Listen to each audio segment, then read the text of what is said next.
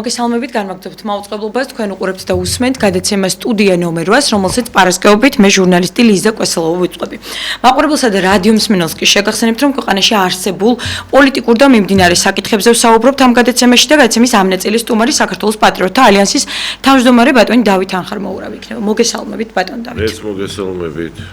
ბატონ დავით, თემა რადგან აქტუალურია, სწორედ ამ საკითხით მინდა საუბარი დავიწყო, მით უმეტეს რამდენიმე წუთის წინ გამოქვეყნდა ასეთი ტიპის განცხადება ევროკავშირის ოფიციალურ გვერდზე, Facebook გვერდს გულისხმობს, საქართველო ვერ შეუერთდება ევროკავშირს, სანამ მისი მთავრობა ავტორიტარულ კურსს არ შეცვლის.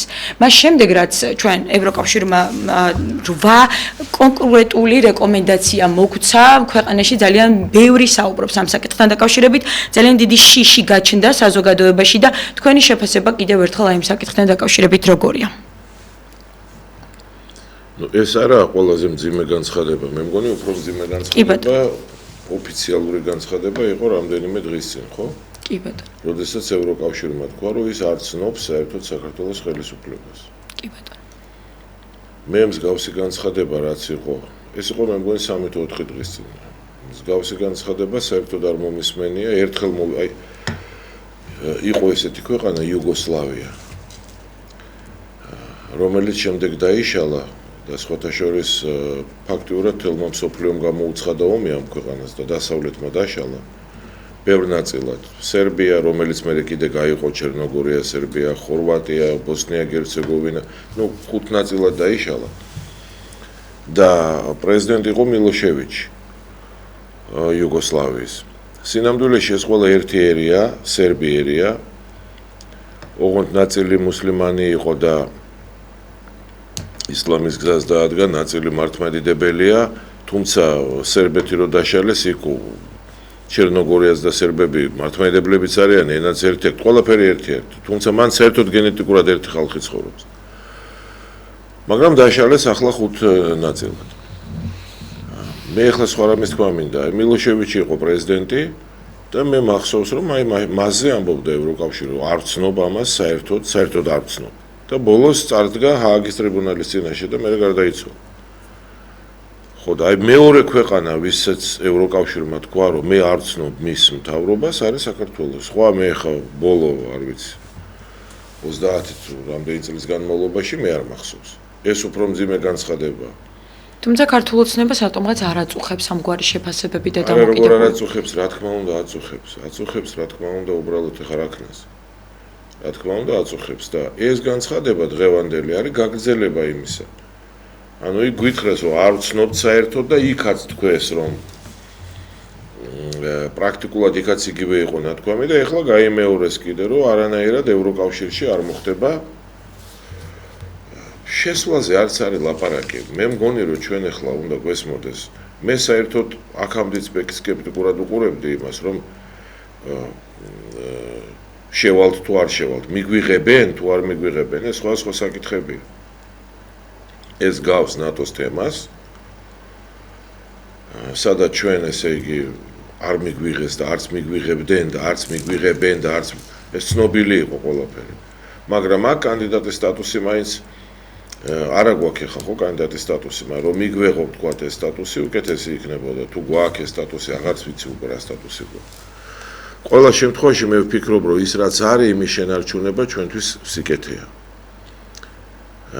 ხელისუფლებაც ესე უდგება, მეტის პრეტენზია არა აქვს, ის რაც არის, იმის შენარჩუნება სურს, მაგრამ ეს განცხადება ნიშნავს, რომ ის რაც არის, შეიძლება ისიც ვერ შევინარჩუნოთ და სავარაუდოდ გაკეთდება ისე, რომ ვერ შევინარჩუნებთ. ყოველ შემთხვევაში დიდი ვარაუდია. აი ამას ნიშნავს. ბატონ დავით, საინტერესო ინიციატივაა თქვენი მხრიდან გაჟღერებული ქალბატონი ირმა ინაშვილის სოციალურ ქსელში გავრცელებულს, ასე ვთქვათ, პოსტს გულისხმობს, სადაც ის საუბრობს გამოსავალზე, რომელიც საქართველოს ხელისუფლებისთვის, ზოგადად საზოგადოებისთვის და საერთაშორისო არენაზე ძალიან მნიშვნელოვანია, თუ კი ეს იმ ყველაფრის აღსრულებით, რასაც ქალბატონი ირმა ინაშვილი წერს, შეიტანს ძალიან დიდ წვლილს აი ამ პროცესში, რომელსაც ქვია საქართველოს გადარჩენა ამ ნაწილში, იმიტომ რომ დღეს პირდაპირ ძალიან ბევრი ადამიანი შიშობს, მაგალითად ემიგრანტები ჩვენ გვიკავშირდებიან და გვეუბნებიან, რომ მათ აქვს ძალიან ბევრი ფინანსური პასუხისმგებლობა, ვალები, ბინები, რომლებიც ცესხებით აქვთ ნაყიდ და შიშობენ ეს ადამიანები, უნდათ მეტი გაიგონ ჩვენგან და ინფორმაცია მიიღონ, ეს არის თუ არა რეალური და ეს საფრთხე დაემუქრება თუ არა მართლა ამ ადამიანებს. რეალურია ის, რომ ჩვენ გაგვიუქმონ უვიზო რეჟიმი. რეალური არა, 95% რომ გააუქმებენ. და ამას ხედავს ხელისუფლებაც, მან ეს იცის და ამიტომ ეხა ხელისუფლება ბოლო დღეებში გვიხსნეს ჩვენ, რომ თურმე უვიზო რეჟიმი ძალიან მნიშვნელოვანი არ ყოფილა. ძალიან მძიმე ვითარებაა საერთოდ ხელისუფლება კიდე სხვა რამეა და ხელისუფლებაზე ლაპარაკი სხვა რაღაცაა. ეს არის ხელისუფლება, რომელსაც არასოდეს არ აქვს ერთმაგის, ეს ორმაგი, სამმაგი, ოთხმაგი, ხუთმაგი სტანდარტების ხელისუფლებაა და ეს არის ძალიან დიდი უბედურება პოლიტიკაში. და როცა ჩვენ ამას ვამბობთ, ჩვენ ამას იმიტომ ვამბობთ, რომ გაიგოს ეს ხელისუფლებამ და ამ ორმაგ, სამმაგ, ოთხმაგ სტანდარტებს თავი დაანებოს. მაგრამ არ ანებებს. ეს არის ხელისუფლება, რომელიც ჯერ გვიხსნიდა, რომ უვიზო რეჟიმი არის უდიდესი სიკეთე და უვიზო რეჟიმი არის უდიდესი მიღწევა ჩვენი ქვეყნის და რომ თურმე ამ უვიზო რეჟიმს სწორედ ამ ხელისუფლებამ მიაღწია და ეს არის წარმოუდგენელი რაღაც ბედნიერება მონაპოვარი და ამის გამო ერთმანეთს ებრძოდა მაშინ პრეზიდენტი იყო მარგველაშვილი და პრემიერ-მინისტრი იყო ღარიბაშვილი და იმაზე იყო ბრძოლა ვინ ჩავა ევროპაში და ვინ მოაწერს ხელს და ჩავიდა მარგველაშვილი. აი ამაზე დიდი ომი იყო, იმიტომ ყველას უნდოდა რომ მას მოეწერა რომ ისტორიაში დარჩენილიყო რომ მე მოვაწერე ხელი უვიზო რეჟიმს. ახლა ორმაგი სტანდარტი რაშია? დღეს შეიცვალა ვითარება და დღეს თურმე ეს არ ყოფილა უდიდესი მონოპოვარი და საერთოდ არაფერი არ ყოფილა. ეხლა რომ ნახოთ პირველი პირების განცხადებები, პრემიერ-მინისტრის, პარლამენტის თავმჯდომარის, ქალაქის მერის, ყველა ეს ადამიანები ეხლა გვეუბნებიან რომ ნუ რა მოხდა, არაფერი არ იყო ეს და საერთოდ მოგზაურობის დონეზე დაყავთ. არა, თურმე საერთოდ საჭიროც არ არის, უკეთესი იქნება თუ გაუქმდება, ეხლა ესეთი აზრებიც გავიგეთ, რომ თუ გაუქმდება უვიზო რეჟიმი, უფრო მეტი ხალხი მობრუნდება საქართველოში. აქამდე იყო პირიქით, რომ მეტი ხალხი გავა და დასავლეთში ააწყობს ბიზნესს და ეხლა კიდე თურმე აქ უკეთეს პირობები ექნება. ნუ ახლა ესეთი ორმაგი სტანდარტი როგორ შეიძლება? სამწუხაროდ ჩვენი ხელისუფლება ვერ შეძლებს, აი მე ხმამაღლა ვამბობ, ამ ხელისუფლებას არ შეუძლია ეკონომიკურად წარმატებული ქვეყნის აშენება. იმიტომ რომ ამ ხელისუფლებას ეკონომიკა სხვანაირად ესმის, არ ესმის ამას რა არის დივერსიფიცირებული ეკონომიკა, რომელიც უზრუნველყოფს წვრილი და საშუალო ბიზნესის განვითარებას და ქვეყანაში კონკურენტული გარემოს შექმნას და გამდიდრებას ქვეყნის არ ესმის. ეს არის სრულიად სხვა ხელისუფლება, რომელსაც ესმის როგორ გაამდიდროს საკუთარი თავი.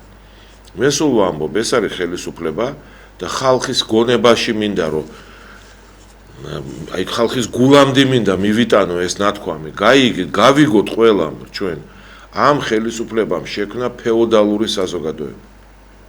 ნამდვილი ფეოდალები არიან თავრობა. პარლამენტის დეპუტატები, მინისტრები, საერთოდ თავრობა, მოსასამართლო, ესენი არიან ფეოდალები და დანარჩენი მოსახლეობა გახდა ყმაგლეხი. ამათ როებნებიან მონაო, ესენი კი არ არიან მონები, კაცო, ამათ დაგვიმონეს ჩვენ. როგორ ვერ ხვდები თქვენ რომ მთელი მოსახლეობა გახდა მონა რეალურად. ყველა ბანკის მონა ვართ, ყველას ბანკის საბანკო ვალები გვაქვს, ყველა გაჭირვებაში ვართ და არის ერთი ფენა ფეოდალებისა და ეს ფენა არის თავრობა, ეს არის საპარლამენტო, აღმასრულებელი ხელისუფლება, სასამართლო ხელისუფლება, ყველანაირი ხელისუფლება რაც გინდა და მარტო ესენი ცხოვრობენ კარგად და ამათთვის ამიტომ მიდგომები სხვა არის. ესენი არ ზრუნავენ იმაზე, რომ კონკურენტული ბიზნეს გარემო შეიქმნას და უბრალო კაცი გამდიდრდეს და არც იზრუნებენ არასდროს. ესეთი აზროვნება არ გააჩნიათ. ამიტომ ეს ხელისუფლება ვერასოდეს ვერ აშენებს, ვერ გახდის ქვეყანას ისე განვითარებულს, თუნდაც როგორც პორტუგალია, პოლონეთი, აი ვიღოთ პოლონეთი, ერთ-ერთი ყველაზე ევროკავშირში ნაკლებად განვითარებული. ვერასოდეს ვერ მივახცევთ ამ ხელისუფლების პირობებში ჩვენ პოლონეთს, ახლოც ვერ მივახლოვდებით. ეს ერთი თემაა. და ესენი მარტო თავის თავზე ზრუნავენ და ყველაფერს ორმაგი სტანდარტით უდგებიან. გუშინ კარგი იყო ვიზო რეჟიმი, იმიტომ რომ თვითონ იძახდნენ რომ ჩვენო ვერ უზრუნველყოფთ ამდენი ადამიანის კეთილდღეობას და წადით იპოვეთ. წავიდა 9 მილიონზე მეტი ადამიანი გავიდა დასავლეთში და მოეწყო როგორღაც. ეხლა ესენი ყველანი აჭმევენ აქ ოჯახებს. პურის ფული შემოაქვთ. ამათ სულ ყველას კატასტროფა ელის, ეხლა ხელისუფლება იძახის რომ არაა საჭირო ევროპა ჩამოხვალ და აქ უკეთეს პირობებში. ეს ხო სიცრუეა რა უკეთეს პირობებში შეუქმნა. ეს არის ამათი ორმაგი სტანდარტი და ეს არის აზრითებული ტალღა ადამიანების, რომლებიც საქართველოში შეიძლება დაბრუნდნენ და პროტესტის ნიშნად შემდეგ ძალიან დიდ ძალად იქცნენ. შეიძლება. ეს ამას რომ ვამბობთ, არ ნიშნავს, რომ ლიბერალების ხარეს ვართ. ეს კიდე ერთი ახალი სატყუ არა, რომელიც შემოიტანა ამ ხელისუფლებამ. მე ეხლა სულ ყველა გადაცემაში აწიგავი მეორებ ამას. სააკაშვილის ხელისუფლებას ჰქონდა რა, ის იძახდა, გვატყუებდა რომ შევალთ ნატოში, რაც იყო აშკარა სიცრუე, აგერ უკრაინის მაგალითზე დავინახეთ ჩვენ რომ ვერსად ვერ შევალთ და თუ შენ ამბობდი რომ არა ლოგიკა ამბობს რომ ვერ შევალთ ნატოში. მარტო ლოგიკა არა, ერთი ზოგი ადამიანები ლოგიკურად ხვდებოდნენ რომ ნატოში ვერ შევალთ. ზოგი ვთქვა ჩემნაირები, ჰქონდათ შეხვედრები, კონტაქტები დასავლეთთან და დასავლელი დიპლომატები, მინისტრები, კაცო, კომიტეტების თავმჯდომარეები გვეუბნებოდნენ რომ ვერ შეხვალთ ნატოში და აი ამ სიმართლეს რომ ვამბობდით, იმ წუთასვე იძახდნენ რომ შენ ხარ რუსეთის აგენტი.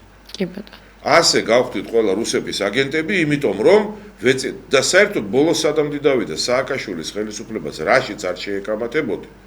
იტყოდი რომ პატიმრებს აწამებენ ციხეებში. ხო დავამტკიცეთ რომ აწამებდნენ. რუსების აგენტი ხარ. ეხლაც გამოდიან და იძახენ არ ვაწამებდითო ტყუი ხართ. კაცო, კასრების კადრები მაინც არ გახსოვთ ხალხს რომ აუპატიურებდნენ და რო ითხოვდნენ გაანადგურეთ ეს კადრებიო. იტყოდი რომ აწამებენ ხალხს რუსეთის აგენტი ხარ. იტყოდი რომ ნატოში ვერ შეხვალ რუსეთის აგენტი ხარ. იტყოდი რომ უზურპატორია სააკაშვილი რუსეთის აგენტი ხარ.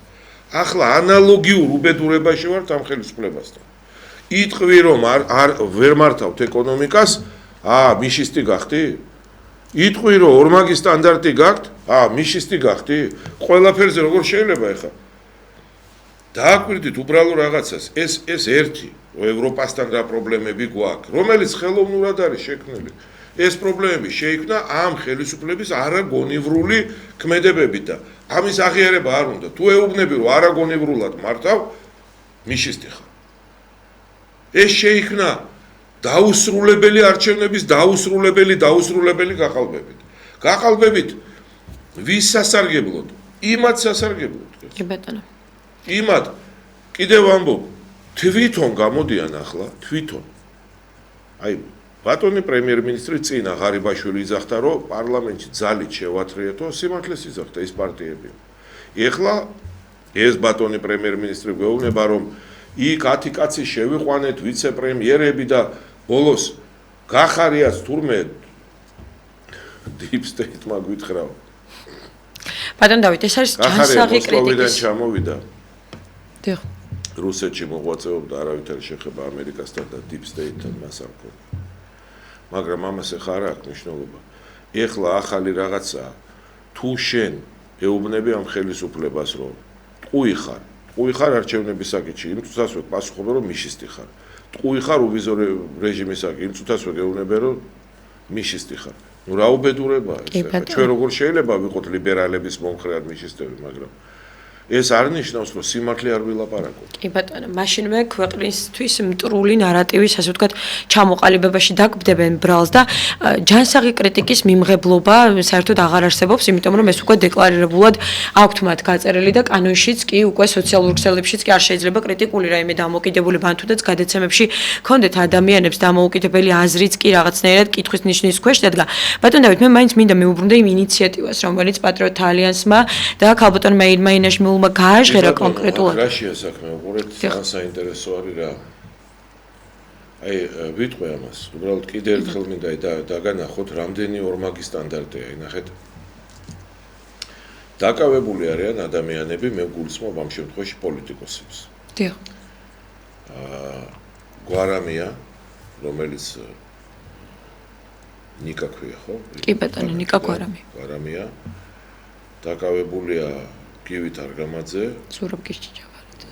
ზურაბ გირჩიჯაფარიძე. შეიცვალა და გირჩიჯაფარიძე. გირჩი რო დაირქვა კაცმა, ზურაბ გირჩიჯაფარიძე, რომელიც კი უსამძიმრებ, დედა გარდაეცვალა უსამძიმრებ, მაგრამ ეს ის კაცია, რომელიც ამბობდა, რომ ტელევიზორში ჩვენ თვითონ ყველამ ვიხილეთ პატრიარქს პატივს ავცემო და ჩემთვისო პატრიარქის აზრი და ჩემი მშობლების აზრიო, საერთოდ არ არისო, არანაირად საინტერესო. ეს თავის პირადი საქმეა, მაგრამ უბრალოდ გამახსენდა ეს. დაკავებული არიან ხაზარაძე, ჯაფარიძე,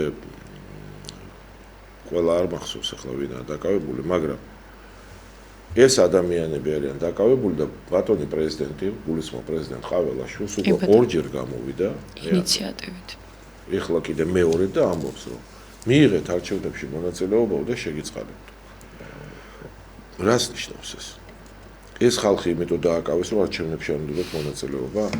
მიზეზი რა არის ამათ დაკავების? ესენი დააკავეს იმიტომ, რომ რაღაცა კომისიაზე არ მივიდნენ.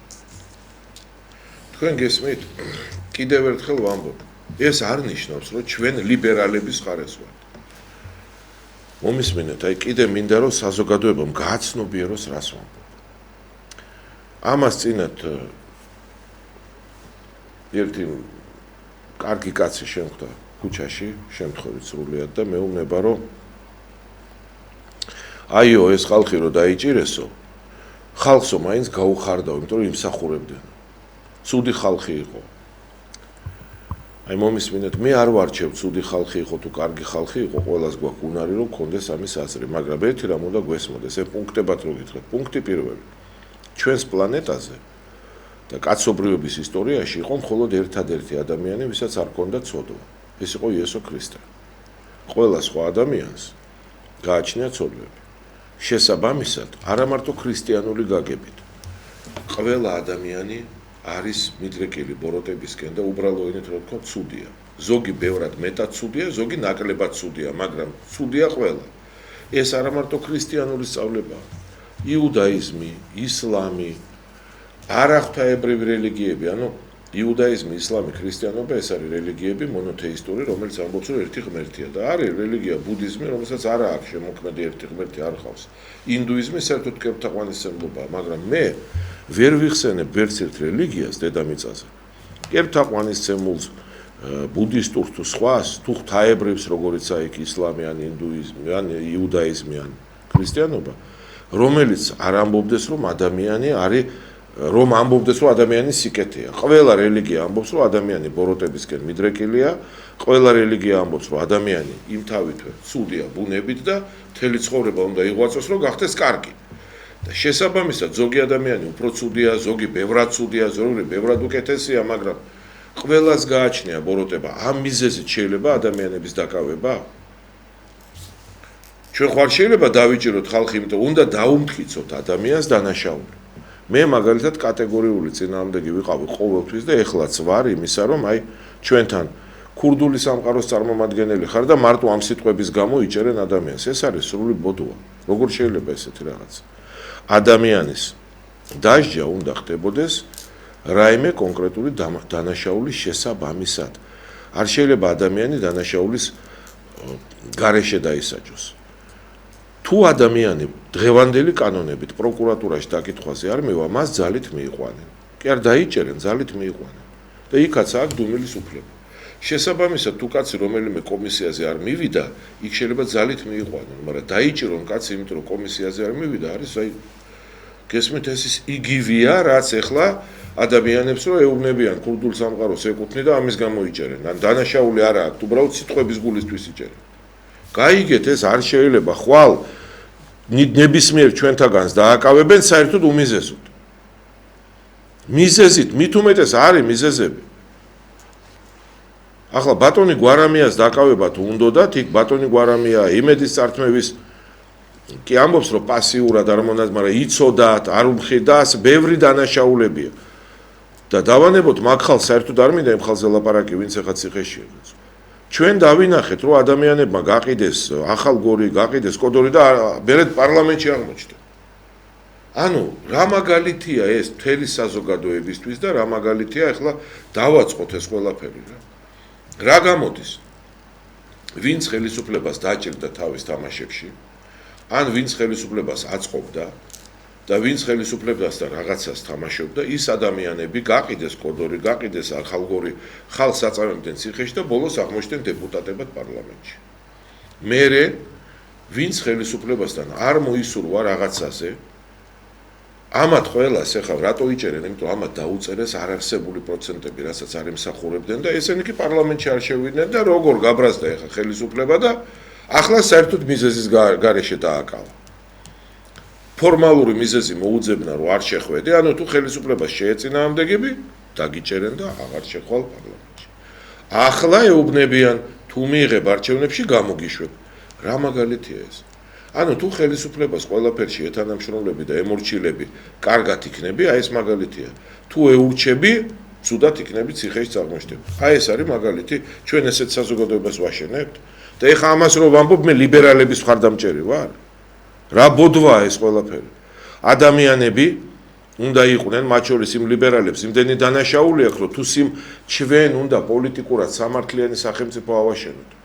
ვინც რა დააშავა პოლიტიკაში, იმის დანაშაულის გამო უნდა იყოს დასჯილი.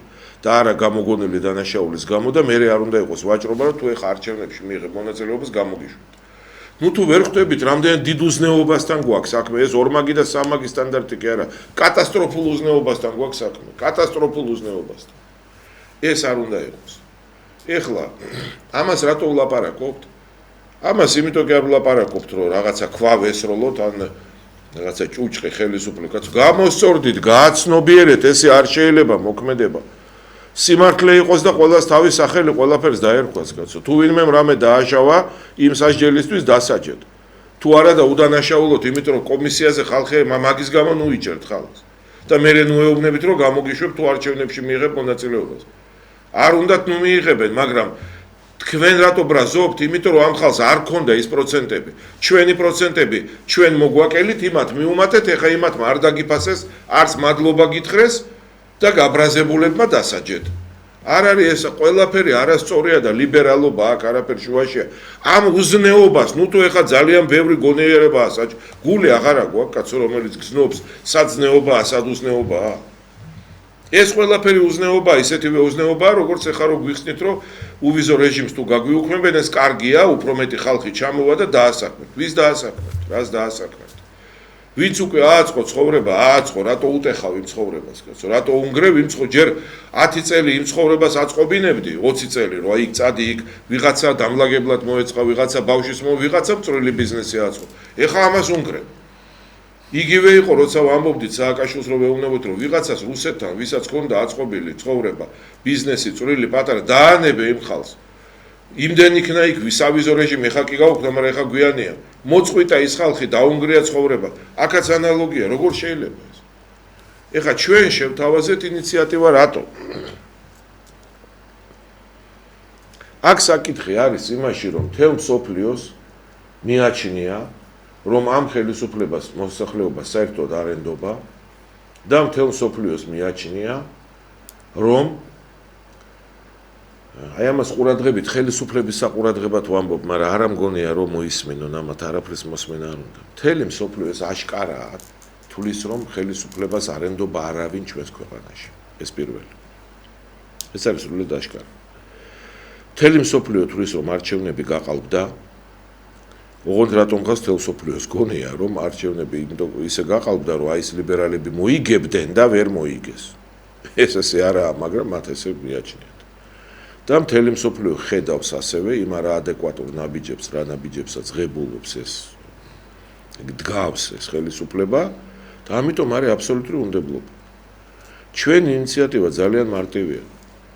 ჩვენი ინიციატივა არის ის, რომ თუ ჩვენ 1.5 მილიონი აუდიო ჩანაწერს დავდებთ, საიდანაც ჩანს, რომ საზოგადოებას რომელი პოლიტიკური კურსი უფრო მოწონს, სოფლიო სხვანაირად აზროვნებს, ის დასავლური ქვეყნები სხვანაირად აზროვნებენ, თუ გამოკითხვა გვაჩვენებს ჩვენ, რომ აი ამ ლიბერალურ ძალებს ჩვენი საზოგადოების უდიდესი ნაწილი არ ენდობა, მაშინ სოფლიოში შეიძლება საქართველოსადმი დამოკიდებულება, შეიძლება ეს ვითარება და აღარ იქნება ეს ესეთი ზეწოლაც აღარ იქნება. მეორეს მხრივ მე ვფიქრობ, რომ თუ პატრიოტული ძალები მთლიანად გაერთიანდებიან და თუ ხელისუფლება დათანხმდება ასეთ გამოკითხვაზე და თუ დავპატიჟებთ მთელ მსოფლიოს ვინც გინდა დამკვირვებლები იყოს, მე გარწმუნებთ, რომ ჩვენი მოსახლეობის უმრავლესობას პატრიოტული მიდგომა ურჩევნია, ანუ ამაში ჩვენი თანამონაწილეობა ძალიან დიდი უნდა იყოს და ეს გარდატეხას მოახდენს და მთლიანად შეიცვლება და დამშვიდდება ვითარება. არ ვიცი რამდენ გასაგებად ბატონ დავით, ამას დიდი გონიერება სჭირდება ხომ, როდესაც აი ასეთი ძალიან დიდი მნიშვნელოვანი პრობლემის წინაშე დგახარ და გასაღები არსებობს თქვენი ინიციატივის სახით და აი ამ ყველაფერს რაღაცნაირად დაუჯერო, აყვე, ჩაება, იმიტომ რომ ჩვენ გვახსოვს სხვადასხვა დროს წარსული გამოცდილებებიდან გამომდინარე თქვენი სწორი ინიციატივები, თქვენი პარტიის მიერ წამოყენებული ის ინიციატივები, რომელიც შემდეგ გვიან დაიწყო ქართულმა ოცნებამ აი ამ ინიციატივების გახმოვანება, ამ ინიციატივებზე საუბარი და რაღაცნაირად ახლაც ნათელი მაგალითია თუნდაც იმ კომისიის მუშაობა, რომელსაც თეატრი წულკიანი ხელმძღვანელობს, თქვენ 2012 წლიდან იძახდით ამას, რომ სამართლებრივ პოლიტიკურად უნდა შეფასდეს ნაციონალური მოძრაობის რეჟიმი. ერთ-ერთი სტილი არის ის, რომ შერასაც ლაპარაკობ იმას ისმენს, 5 წელი ფიქრობს და მთავარია, რომ 5 და 7 წლის მერე თვითონ იწყებს შენი იდეების განხორციელებას, ოღონდ ისე რომ შენ ახლო არ მიგიშვას. ეს ინიციატივა შეიძლება როდესმე თვითონ გააკეთოს. ამას გულისხმობთ. ამათვის თავარი არის, რომ არავინ ამად გარდა არ გამოჩნდეს. შენ იდეას მიჩუქნი არა მოპარვა საჭირო. ჩუქნით. მაგრამ ესენი ყველა იდეას იღებენ 5 წელი ფიქრობენ, რომ ყველას დაავიწყდეს, რომ შენი იდეა იყო და მერე თვითონ იწყებენ კეთებას და მერე გვიანია და ბოლოს რა ხდება იცი, რომ შეიქმნა თეატრი წულუკიანის კომისია და ამ კომისიაში მხოლოდ ერთადერთი კაცია, რომელიც იმ პროცესების მომსწრეა, რა პროცესებზეც საუბარი მიდის. დააკვირდით კომისიის რომელი წევრი, გარდა ვთქვათ სოზარ სუბარის, აი რომელი წევრია კომისიის, იმ პროცესებთან, იმ პროცესების საერთოდ მომსწრე, რომლებზეც ლაპარაკი არის. ქალბატონი თეა ამ დროს საზღვარგარეთ იყო საფრანგეთში. იქ არც ერთი ადამიანი, ვინც არის საერთოდ არ მონაწილეობდა სააკაშვილის რეჟიმთან ბრძოლაში, არც 2004, 5, 6, 7, 8, 9, 10, 11 წლის არც ერთ პროცესში თანამონაწილე არ იყო. ანუ მსჯელობს კომისია, რომელშიც არის ადამიანები, რომლებიც ამ პროცესების მონაწილეები არ იყვნენ. და რეალურად არაფერი არ იციან ამ პროცესებზე. შეხებაც არ ქონდა. მაგრამ დაგვიანებულია, ეს ძალიან დაგვიანდა. ჩვენ 9 მილიონი ხელმოწერა შევაგროვეთ და პარლამენტში შევიტანეთ, რომ აი ეს კომისია შექმნილიყო და 9 მილიონი ხელმოწერა ყუთებით მივიტანეთ პარლამენტში და ყველანაირად დაბლოკეს, არ შეგვატანიეს დარბაზში. იმიტომ რომ გვინდოდა რომ ტელევიზიებს დაენახათ, არაფრით არ შეგვატანიეს. და მაშინ იძახდნენ სულ სხვა რაღაცას. კიდე გეუბნებით, ამაშია ორმაგი სტანდარტები. მაშინ იძახდნენ რომ ესო წარმოუდგენელი. არა სწორიაო და სახელმწიფო სტრობა არისო. ეხლა გავიდა 6 თუ 7 თუ 8 წელი იმის მერე და ეხლა აღარა ამ სტრობა. ეხლა იგივე იდეებს, ბევრად ნაკლები ხარისხით, ბევრად ნაკლები ნიჭიერებით აკეთებენ იგივეს და შედეგი რა არის? არაფერი. დაგვიანებულია. არავის აღარ ჯერა ამისი. ეს მაშინ უნდა გაკეთებულიყო, ეს იგივეა როგორც საოცრებაა, უბრალოდ საოცრებაა. ეხლაო, ჯერ ეს ერთი ტყუილია, რომ ეხლა თურმე დასავლეთი LGBT-ს თემა დღეს სოფლიოში გარდატყდა და სიკვდილისკენ მიდის. თელ სოფლიოში LGBT-ს თემა იყო ძალიან აქტუალური 2007, 2008, 2009, 2010, 2011, 12, 13, აი ამ წლებში იყო აქტუალური. ამ წლებში ჩვენ მე ვიყავი მაშინ წინააღმდეგობის მოძრაობის თავმჯდომარე. ამ წლებში პირველივე პარადი რო დაიწყო, სულ ჩვენი ხალხი ებრძოდა ამ LGBT-ს და მე სულ ყვები რომ პირველი ვინც დააპატიმრეს ამისთვის იყო კოტე ინაშვილი, იყო სოსო მანჯავიძე, მაშინ ჩვენი წევრები იყო ესე კოტე გარდაცვლილი ახლა მერაბ ჭიქაშვილი, აი ეს ხალხი იყვნენ, ვისაც აპატიმრებდნენ ამ თემებს. და პირველი 100,000 ხელმოწერა ჩვენ შევიტანეთ პარლამენტში. მერე 250,000 ხელმოწერა შევიტანეთ პარლამენტში უკვე ქართული ოცნების დროს. მანამდე 100,000 შევიტანეთ, არავის ეს არ აინტერესებდა და თვითონ ქართული ოცნება, თვითონ მაშინ როცა ყველაზე მწვავედი დგა ეს საკითხი, ამბობდა რომ აი ახლა შეგვიძლია ვიდეო ამოვიღოთ, სადაც იძახდა რომ ვისაც LGBT-ს თემაო არ მოწონსო, პოლიცია აიძულებსო რომ მოეწონოს. გაიგეთ? მერე უკვე როდესაც ჩვენთვის გასაგები გახდა რომ ეს ხელისუფლება ამას არ შეცვლის და მიყავს ორმაგი თამაში ამ LGBT-ს თემაზე, თან იმათ რაღაცას ეთამაშება, თან ამათ რაღაცას ეთამაშება და ამ LGBT-ს თან რაღაცას დასავლეთს უგორებს კოჭს და თან ვითომ ებრძვის დავანებეთ ამასთან. პასიურ რეჟიმში გადავით. მერე სხვებმა დაიწყეს, რომლებსაც საერთოდ არ აინტერესებდათ მანამდე ყველაზე მძიმე პერიოდში, მერე სხვებმა. მერე თვითონ ხელისუფლებამ რო გავიდა დრო, დაიწყო ამ LGBT-ზე რაღაც ლაპარაკი და დღეს, როდესაც ტრამპი მოვიდა, როცა მარინ ლიპე, როდესაც საერთოდ პატრიოტულმა ძალებმა მსოფლიოში გამარჯვებისკენ მიდიან, ჯერ ვერ გაიმარჯვეს, მაგრამ გაძლიერდნენ და როცა LGBT-ს თემა თვითონ დასავლეთში გახდა უზარმაზარი ბრძოლის საგანი და მილიონი კაცი, 1 მილიონი ციფრს დაუკვირდით პარიზში გამოვიდა ამის წინააღმდეგ და საერთოდ თვითონ დასავლეთი უკვე მიჩუმდა ამ თემაზე და 37 საკითხი გახდა ეს LGBT, ეხლა გამოდიან და გვეუბნებიან რომ აი LGBT და ამით ცდილობენ გადაფარონ თავისი პრობლემები და ქვეყნის პრობლემები და არ არის დღეს აღარ ითხოვს ეს დასავლეთი, არის მე-17 საკითხი ეს LGBT. არ არის არც პირველი, არც მეორე. პირველისა გამოქვეყნდა 8 პუნქტიანი. სადა იქ არის მთავარი საკითხები, არჩევნები, სამართლიანობა, განთავისუფლება იმ ახალგაზრდების, არა მარტო ახალგაზრდა, აი კიდე ეს პოლიტიკოსების, სულ სხვა თემები დგას იქ. და აღარავინ აღარ ითხოვს ამას და ნუ და არც არის, ნუ შევასრულო, არც უნდა შევასრულოთ არაფერი ამ LGBT-სთან დაკავშირებით.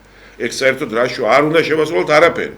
მაგრამ ჩვენ უნდა საღათ მიუდგეთ საკითხს. და ეხლა ამ სიმართლეს რო ამბობ რომ ისევ ორმაგი სტანდარტია, სამმაგი, შენაო რაო ლიბერალი ხარო. ესე იგი თუ მე ვამხელ ამ ხელისუფლებას ორმაგი და სამმაგი სტანდარტებში ლიბერალიზმია ესა? რაშუაშე მე გიხსნით რომ ამათ საერთოდ ფეხებზე კიდიათ ბოდიში თქვენთან ეს LGBT. ხვალ თუ დასავლეთი ეტყვის რომ LGBT-ს ხარი დაუჭირეთ და ჩვენ ისევ დავძმაკაცდებით, ხვალვე შეატრიალებენ და სულ პირიქით დაიწყებენ ისევ ამ LGBT-ზე ლაპარაკს სასიკეთოდ ესენი. ეს სულ სხვა ხელისუფლებაა, კაცო. ყველაფერს ცulis როგორც მას აწყობს. არა აქვს კაფიო პრინციპები. ამაზეა საუბარი. ამიტომ ეხა კარგ რაღაცას ვეუბნებით, გავერთიანდეთ და გამოვკითხოთ 1.5 მილიონი აუდიო დავდოთ. პირველ რიგში გამოვიკითხოთ ის, რომ ეს ლიბერალები არ სურს სახელმწიფო საზოგადოებას და არ არიან ისინი უმრავლესობაში და ყველაფერი დაალაგდება. არც ეს უნდათ. აი ესე ვერ გაიგებ რა უნდათ, შეიძლება 2 წლის მერე თქვან რომ მოდი ახლა ჩვენ გავაკეთოთ, ოღონდ როგორც თავისი იდეა. 2 წლის მერე ან იქნებიან ან არა. ესენი ღუპავენ ქვეყანას და ჩვენს ღუპავენ ერთად ღუპავენ ჩვენს და ჩვენ ხალხს ამის დანახვა არ უნდა, კაცო. ამ შემთხვევაში ჩვენ ახლა განა მოგწონს ეს ხელისუფლება, არანაირად არ მოგწონს, მაგრამ სხვა გზა არ არის და ხელს უწვდით რომ ვითანამშრომლოთ და ვეუბნებით რომ კაცო თქვენ თავს იღუპავთ თქვენი სისულელი, თქვენი ორმაგი სტანდარტები, ჩვენს ღუპავთ თელ საქართველოს, გამოფხიზლდით. ნუ ჩადიხართ ამას ყველაფერს.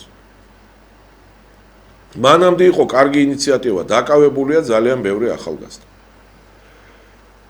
ახალგაზრდებზე ხა პოლიტიკოსებზე არ მაქვს ლაპარაკი. კი ბატონო. მე მახსოვს რომ შევარდნაძის დროს იყო ძალიან ბევრი ადამიანი, რომელიც აღმოჩნდა ციხეებში, მათ შორის გამსახურდიას მომხრეებიც იყვნენ, ბევრი ძალიან და მაშინ ჩვენი გუნდის წევრი და თანამებრძოლი ნანა დევდარიანი იყო იმ კომისიის ერთ-ერთი ხელმძღვანელი, მაშინ შეიქმნა კომისია სპეციალურად და ძალიან სწრაფ ტემპში აი ერთ თვეზე ნაკლებ ვადაში ყველა საქმეები განიხილა და აბსოლუტურ უმრავლესობა ადამიანების გამოუშვეს. პრეზიდენტმა შეიწყალა უმეტესობა იქ ვიღაც სასამართლომ გაამართლა, მაგრამ უმეტესობა ვამბობ რომ ეხლა ჩვენ გვინდა განმუხტვა სიტუაციის. ძალიან დაიძაბა. ერთ-ერთი მოთხოვნა არის ამ ვიზების გაუქმებასთან დაკავშირებით, რომ გაათავისუფლეთ ეს ახალგაზრდები. რა პრობლემაა? 9 ჯერ შემოგთავაზეთ. მოდი შევქმნათ კომისია. დავნიშნოთ ირმაინაშვილი ხელმძღვანელი. არ მოგწონთ ირმაინაშვილი, ვინც გინდა ის დანიშნეთ. მაგრამ ძალიან სწრაფ ტემპში გაანთავისუფლეთ ამ ახალგაზრდების აბსოლუტური უმრავლესობა. ეხლა ის კაცი, რომელმაც ხო შეგვიძლია უნარი გავარჩიოთ, არა, იმ ახალგაზრდებში გავიგე რომ ვიღაცა არის ნამდვილად ისეთი აი პროვოკატორი რომელიც გამიზნულად ესეზე არაა ლაპარაკი, მაგრამ იქ აბსოლუტურ უმრავლესობის 90%-ის თავისუფლად გაშვება შეიძლება უკვე 7 თვე არის ციხეში არიან და საკმარისზე მეტია რომ არიან და უნდა გაუშვათ და ეხლა ვიღაცა დარჩება, მაგრამ აბსოლუტურ უმრავლესობა რო გაუშვათ, ბევრად 10-ჯერ, 100-ჯერ შემცირდება დაძაბულობა დაპირისპირება. მეორე კიდე გეუბნებით რომ როგორ შეიძლება ესეთი ვაჭრობა რომ არჩევნებში მიიღე მონაწილეობა და გამოგიშვებ ციხიდან ესეთი რამე არც გამიგია ზეწოლის ინსტრუმენტი ამას როგორ ამბობთ თვითონ როგორ აი რო ამბობთ არ გწვენიათ სინდისი აღარა გაქვთ ესეთი რამის თქმა შეიძლება რომ ესე იგი ეუბნებით ამ ხალხს რომ თურმე იმიტომ დააკავეთ რომ არჩევნებში არ მონაწილეობენ და თუ მიიღებენ მონაწილეობას გამოუშვებთ და რას იზავთ კიდე ფულსაც მისცემთ რომ მიიღონ მონაწილეობა და პროცენტებსაც დაუწერთ ხო რომ როგორმე იქ აღმოჩნდა მე ეგეთი უზნეობა ეხა ამაზე დიდი პოლიტიკური უზნეობა საერთოდ ვერ წარმომიდგენია ეს არის ის მოთხოვნები ეს ევროპა ამას იძახის გაუშვით ის ხალხიდან ნუ უნდა თუ არ მიიღებენ მონაწილეობას თუ ვინმე მათგანი დასაკავებელია იმ სასჯელისთვის რაც ეხება სახელმწიფოს წინაშე დანაშაულებს ამის გამო დააკავეთ და იმაში კომისიაზე მიხვედი არ მიხვედი და თუ მიიღებ მონაწილეობას გამოგიშვებ ასეთ უზნეობას ნუ ჩადიხარ. ბატონ დავით, ესე იგი აქაც ხელოვნურ პრობლემასთან გვაქვს ადგილი, ხო? ჩვენ როცა ვსაუბრობთ რომ 7 თვე უკვე მოიხადეს ამ. მოდის ვიღაცა და გეუბნება თქვენაო, კაცო, რაო, ეხლა ლიბერალების მომხრე გახდით თუ არა, მე სიმართლის მომხრე ვარ, ლიბერალების მომხრე როგორ გავხდები დავით არხანმოურავი. მე ვარ სიმართლის მომხრე, რა არის გაუგებარი. არ შეიძლება ესეთი უსამართლო ცხოვრება. და ეს აუდიო გამოკითხვა ერთად უნდა ჩავატაროთ და ხალხი გვეტყვის რომ დარწმუნებული ვარ აბსოლუტური უმრავლესობა იტყვის რომ კონსერვატიული ტრადიციული ფასეულობები ჩემთვის ბევრად მისაღებია და ეს ლიბერალური მიუღებელია და დამშვიდება მთელი მსოფლიო მაგრამ აქაც გეუბნებით იწელება პროცესი და არა ვარ დარწმუნებული რომ არც შეწყალების კუთხით სწავლენ ესენი არც იმ კუთხით ვარ და ყველაფერს ამას ერთი წლის მერე ჩვენ თუ გავქრებით მაშინ მერე თავისით შეიძლება და ეხლა მე ვიძახი არაა საჭირო არა ვარ ჩვენ ჩათვალეთ თქვენ გააკეთეთ უშველეთ ამ ქვეყანას მაგრამ ეგეთი ხალხია ესენი არავის არ აფასებენ შენ ბრძოლას შენ აღვაც ჩვენ რო არ ყოფილიყავთ აი ეს ხალხი არც ერთი არ იქნებოდა არც პრემიერ-მინისტრი იქნებოდა ვინც არის პრემიერ-მინისტრი აი პირადად მე რო არ ყოფილიყავ ჩვენ რო არ გვებრძოლა ჩვენ რო ეს მიშ არ დაგვემა ჩვენ დავამარცხეთ თქვენ კი არა თქვენ იქნებოდით იმ თანამდებობებზე ამას არ აფასებთ გასაგებია ჩვენ არ გვაფასებთ არავის არ აფასებთ თქვენი თავის გარდა კი ბატონო არ ვარსებობ თქვენ გააკეთეთ რამე თქვენ გააკეთეთ რომ ეს ქვეყანა არ დაიღუპოს ბატონ დავით არის თუ არა გზა რომელიც ქართულმა ოცნებამ აირჩია უკომპრომისო იმიტომ რომ რასაც თქვენ ახლა საუბრობთ მათ შეუძლიათ რომ თუნდაც იმ ევროკავშირს რომელსაც 8 პუნქტი აქვს გაცხადებული აი ამ ნაწილში რაღაც ტიპის სამუშაოში აჩვენოს მათი ჩართულობა თუნდაც იმ კომისიის შექმნით კომისიაში მონაწილეობით ადამიანების ჩართვით რაღაცა სამუშაო პროცესის დაწყებით და მართლაც უმძიმესი დანაშაულის მქონეები გამოავლინონ დატოვონ ესეთი რამდენიმე პირი და დანარჩენი გაუშვან ხო ამ ხელისუფლებას იდეები არ გააჩნია, აი გაიგეთ, ეს არ არის შემოქმედებითად მოაზროვნე ხელისუფლება. არ არის. ჩვენ მივეცით ორი იდეა, ეს ორივე არის ხსნა. ეს ორი რამ რო გაკეთდეს, ახლა არც უვიზო რეჟიმი გაუქმდება და ძალიან დარბილდება დასავლეთთან ურთიერთობა. ახლა ამათ პირველი უკვე ბრაზობენ, რომ ეს ჩვენი იდეებია და არა მათი, ეს არ მოწონთ. ეს ისეთი ხალხია რომ შე რაღაცას რო თავაზობ, იცი როგორ უნდა შესთავაზო? უნდა დაგვეწერა ჩვენი წერილში რომ ეს განა ჩვენი იდეა, ეს თქვენი იდეა და თქვენ უბრალოდ თქვენ იდეას ჩვენ წერილის ფორმა მივეცით. აი რაღაც ესეთი უნდა დაგვეწერა. და მაშინ ალბათ ესენი მოლბებოდნენ და ყველგან უნდა ვილაპარაკოთ რომ და კი ბატონო მოდი შევცვალოთ. ეს თქვენ მოიფიქრეთ, ჩვენ კი არა. ჩვენ უბრალოდ წერილით მოგწერეთ. თქვენი მოფიქრებული. ეხლა გააკეთეთ ეს თქვენი მოფიქრებული. გაითავისეთ რომ ეს ძალიან კარგი აზრია და გადარჩენაა თქვენთვისაც და ჩვენთვისაც. გაითავისეთ ეს და მოდი ერთად გავაკეთოთ ეს. თქვენ გააკეთეთ, ჩვენ უბრალოდ ქვეშემდგომებად გეყოლებით ამ საქმის კეთებაში. აი ბატონ დავით, აუცილებლად უნდა გკითხოთ იმაზე, როდესაც საუბრობთ იმ ნაწილზე, სადაც თქვენ ამბობთ, რომ თავსაც იღუპავენ და ქვეყანასაც ღუპავენ. რა შეიძლება ეს იყოს ეს ცუდი სცენარი, რომელიც შეიძლება განვითარდეს და რომელიც შეიძლება ჯერ კიდევ არ აქვს საზოგადოებას გაცნობიერებული აი ამ სცენარში რა ხდება? ისიც აეხლა მორიგი ტყუილები, იმიტომ რომ ეს ხელისუფლება ხო ტყუილის დიდო სტატია და სულ ტყუილები. აი მეგობარი აქტიო შეჩერდაო, მეგობარი აქტი არ შეჩერდა. რა არის მეგობარი აქტი?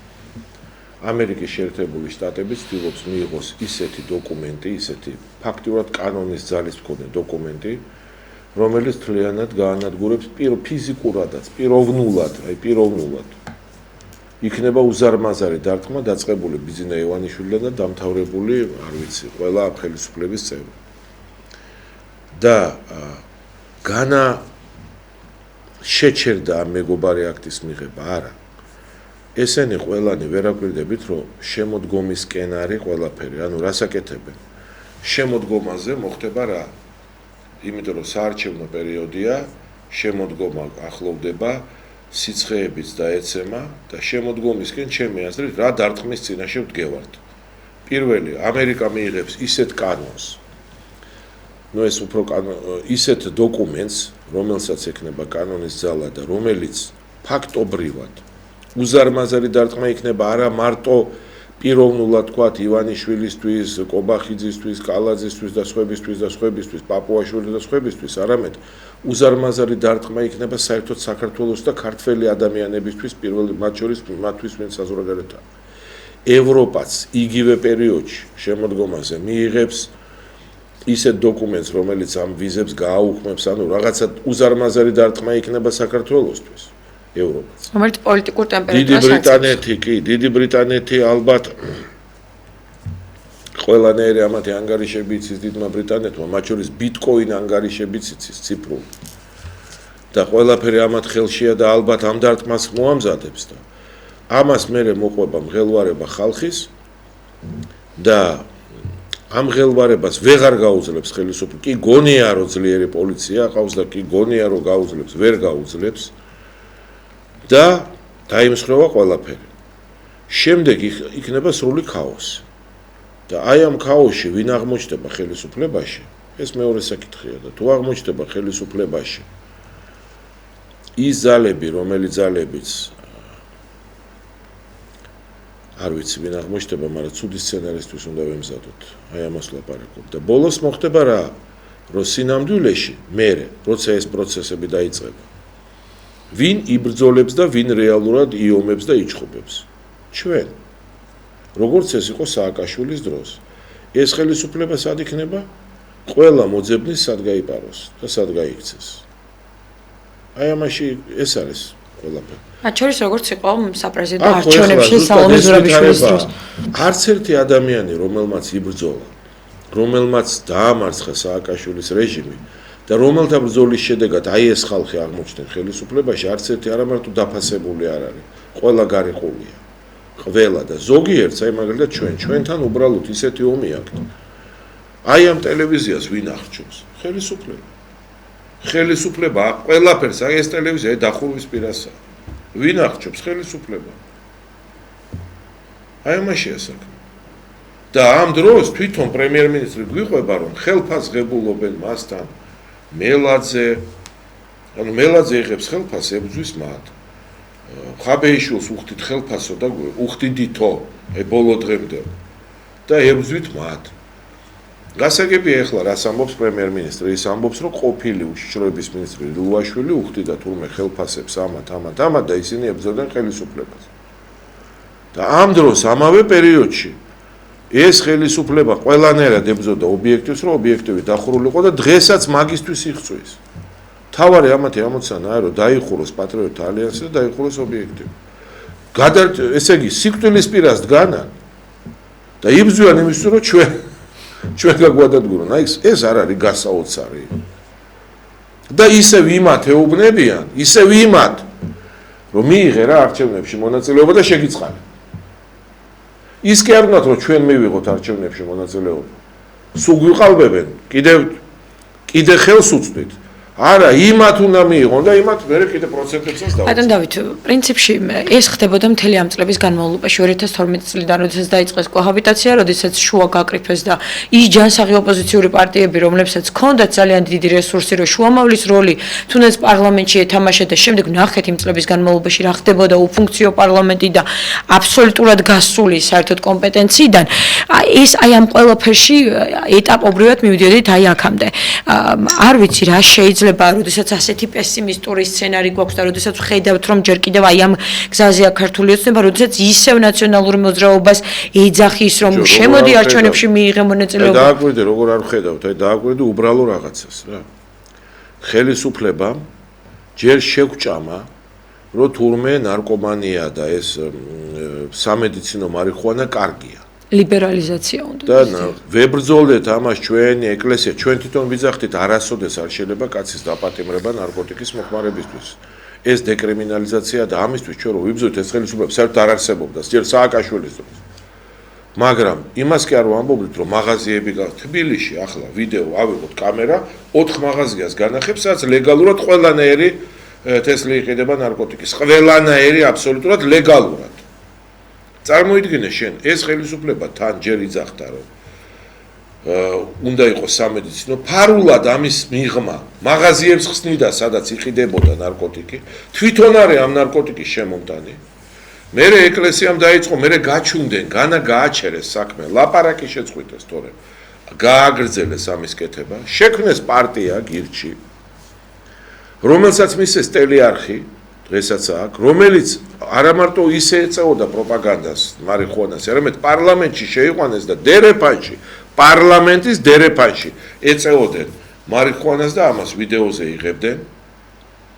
ამას აკეთებდნენ, ამის მერე ეხლა რო დაჭირდათ და მივიდა იმ დონემდე, რომ ნარკოტიკი უბრალოდ მაღაზიაში კურიერს მოაქვს სახში ნარკოტიკი, ნებისმიერი მარიხუანა მოაქვს კურიერს.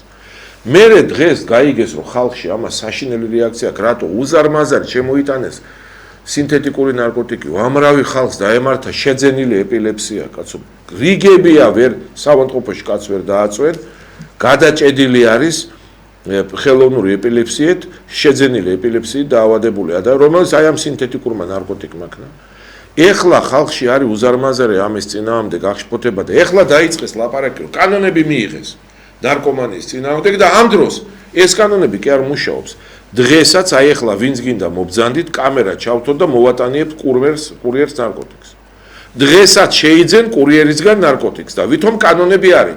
და დღეს ამას რო იძახიან, რომ ნარკოტიკის წინააღმდეგ არიან, დღეს თვითონვე ეხლა რო იტყვენ ჩალიჩობენ, მუშაობენ, რომ შეუდგინონ სია